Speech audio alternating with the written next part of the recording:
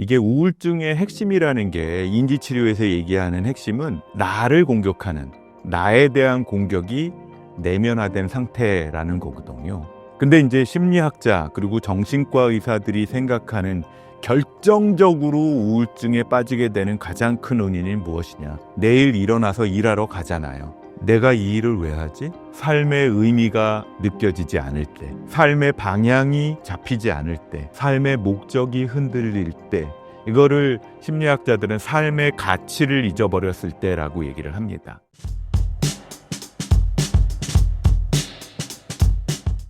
우울증에 빠지게 되는 가장 큰 원인은 무엇인가요?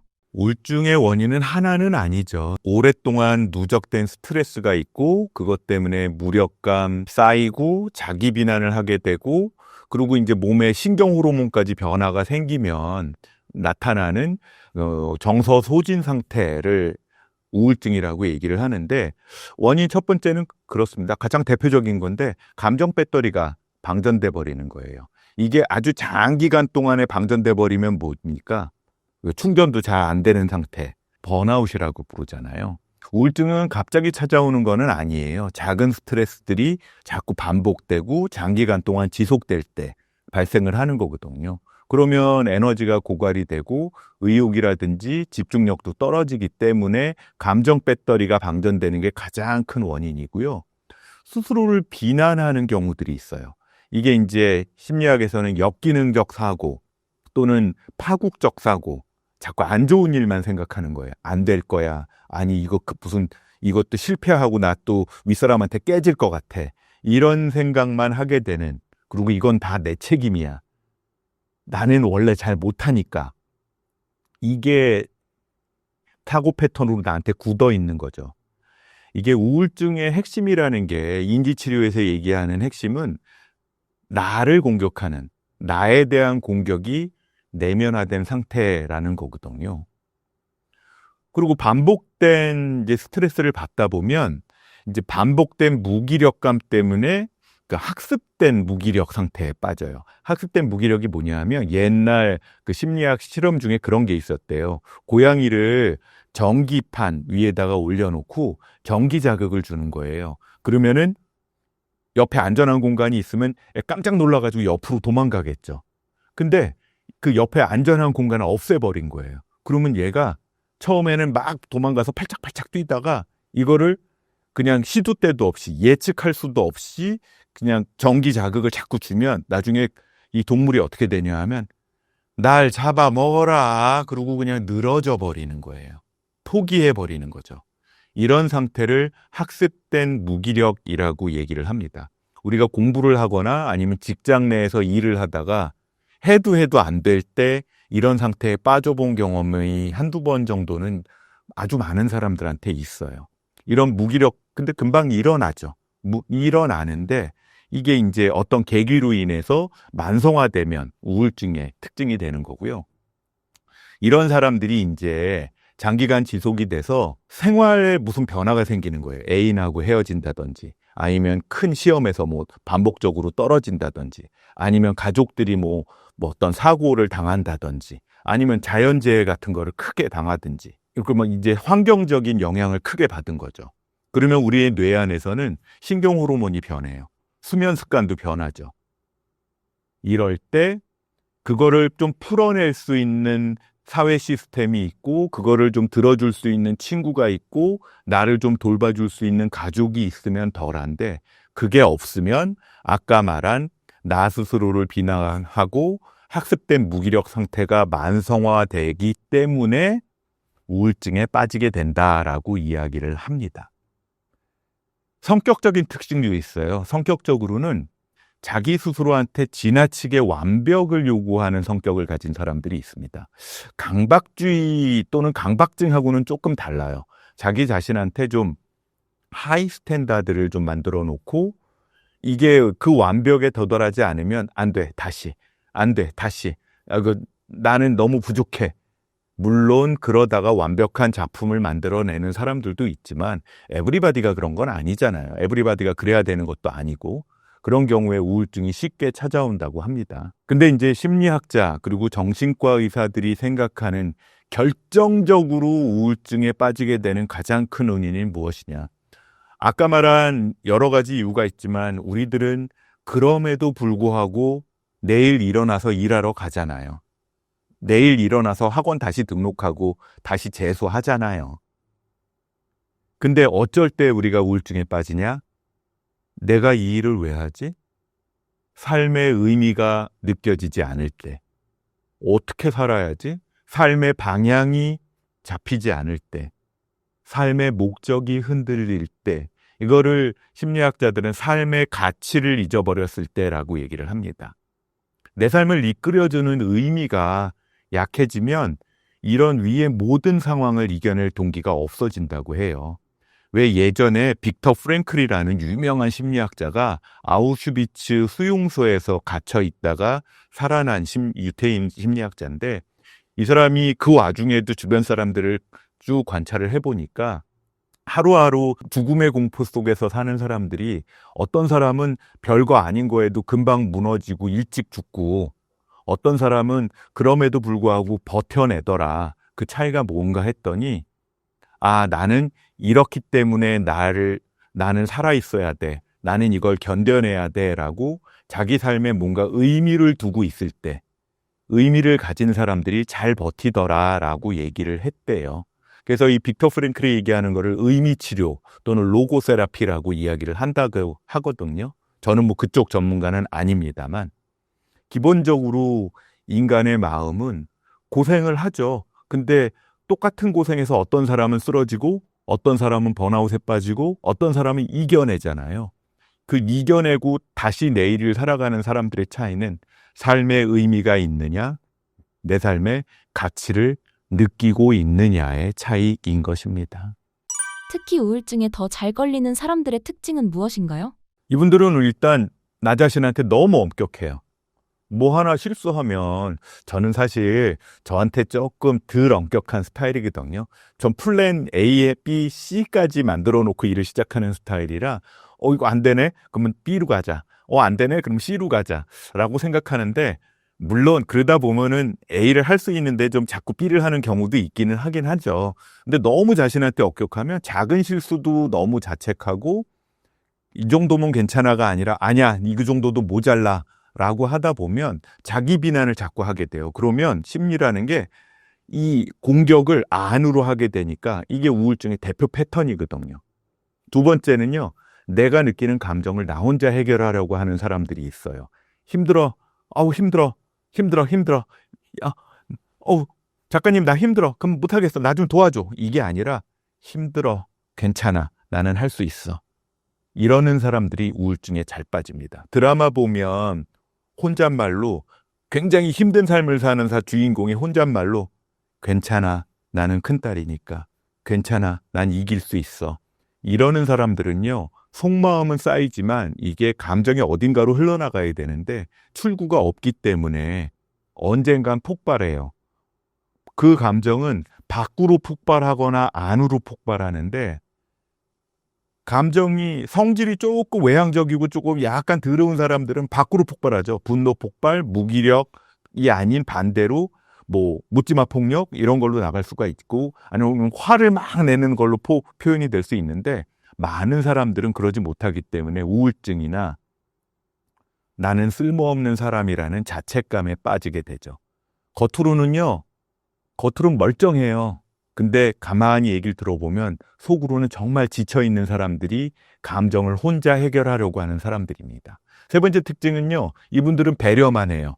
그리고 거절 못해요. 거절 못하는 사람, 거절 못하는 남자, 이런 소설 제목도 있었던 것 같은데 착한 사람 콤플렉스라고 얘기하잖아요. 남한테 상처 줄까봐, 그리고 남한테 칭찬 못 받을까봐 하자는 거 다 하고 해달라는 거 다 하려고 그러고 그러는 사람들이 있어요. 이런 분들 참다 우울증 빠집니다. 네 번째는요, 책임감이 너무 강해. 책임감이 너무 강한 사람들은 혼자 다 하려고 해요. 이러면 과부하가 걸리거든요. 과부하 걸리면 번아웃 빠집니다. 다섯 번째 특징인데요, 이분들은요, 자기 가치감이 좀 낮아요. 자존감이 좀 떨어져 있는 사람이죠. 그러다 보니까 내 일을 하고서 잘했어가 아니라 이거 작가님이 잘했다고 봐줘야 되는데, 이거 내 애인이 칭찬해줘야 되는데, 근데 그분들이 아무 얘기도 안 하면 바로 흔들리는 거예요. 나는 별거 아니고, 내 평가의 기준이 나한테 있는 게 아니라 밖에 있다 보니까 우울증에 쉽게 빠지죠. 남들 너무 챙기려 하지 말고요. 자기 자신한테 조금 너그러워질 필요가 있습니다. 우울증에 잘 걸리는 사람은요, 지나치게 너그럽지 못하고 자기 자신한테 너무 가혹해서 일어나는 겁니다. 그렇다고 너무 너그러워서 스스로한테 무책임해지진 마시고요. 우울증인 사람에게 절대 해서는 안 되는 말이 무엇인가요? 그 사람의 감정을 부정하거나 그 사람이 우울증에 빠진 거를 그냥 의지가 박약해서, 의지가 낮아서라고 얘기하는 겁니다. 대표적인 말은 이런 말이에요. 야, 우울이라는 건 말이야, 마음 먹기에 달린 거야. 네가 마음만 단단히 먹으면 돼. 이 말은요, 그 사람의 죄책감만 더 키울 수 있어요. 또 이런 말도 있습니다. 야, 너는 그래도 그 사람보다 가진 게 많잖아. 야, 너보다 못한 사람 투성인데 왜 우울해? 이거는요, 비교하는 건데, 비교를 하면 그 우울해하는 당사자 입장에선 그러면 내가 지금 우울한 게 틀렸다는 건가? 나약하단 얘기네. 난 역시 나약하구나. 이거는 그 사람을 스스로에게 고립을 안겨주는 말입니다. 또 이런 말도 있어요. 야, 나도 힘들어. 다 힘들어. 너만 힘든 거 아니야. 알아요. 다 힘든 거 알아. 근데 그런 말은 도움이 안 돼요. 그냥 내가 해줄 수 있는 말은 힘들구나. 아니면 그냥 그 힘든 느낌을 공감해 주면서 옆에 있어 주기만 하는 건데, 바라는 거 아닌데 굳이 충고하겠다고 괜찮아, 너만 힘든 거 아니야 라는 말은 그 감정을 무시하는 걸로 받아들일 수 있어요.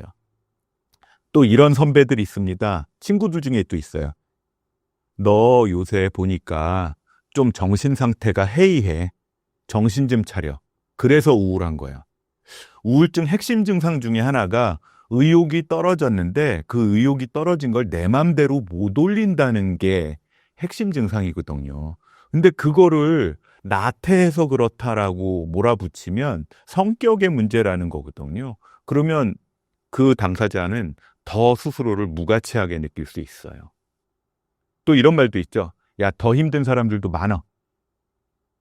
그래? 그럼 난 아무것도 아니란 얘기구나. 할 일은 뭐가 있어요? 나는 그냥 이 세상에서 없어져야 되네.